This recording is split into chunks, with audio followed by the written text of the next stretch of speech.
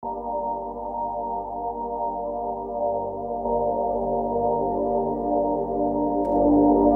do have preformed views which are not based on their own experience but simply what they've heard on the news media, and they haven't really paused to sit down and analyze these views properly.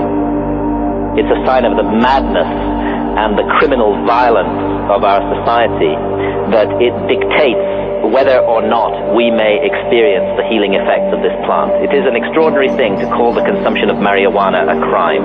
It is a victimless crime, if it's a crime at all. An individual alone in his or her own house, sampling a plant which has been with humanity since the beginning of time, for that to be called criminal is insane. We live in an insane society that believes it has a right to patrol even our consciousness, not only to tell us how to behave out there in public, but to tell us actually what to think and what to experience. And that's the main objection to marijuana by our governments, is the effect that it has on consciousness. And they don't care that it is a fantastic pain reliever, which it is.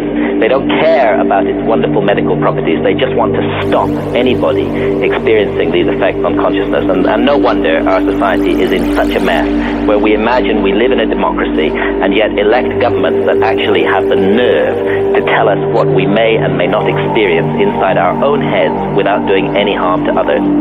There is so much hypocrisy, so much humbug in government positions on these matters.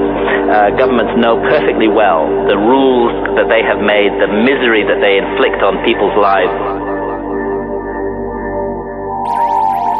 We have to accept and admit that certain plant products, such as these ancient hallucinogens that shamans use, are entirely beneficial in their interaction with the human race. This is what governments are afraid of. They are afraid of a citizenry that is fully conscious. They actually want us to be unconscious. They want us to simply focus on this alert, problem-solving, competitive mentality that makes us good consumers and good competitors in the business place. But they don't want us to explore the majestic and amazing depths of our consciousness, because then we just might start asking questions that would be very uncomfortable for the powers that be.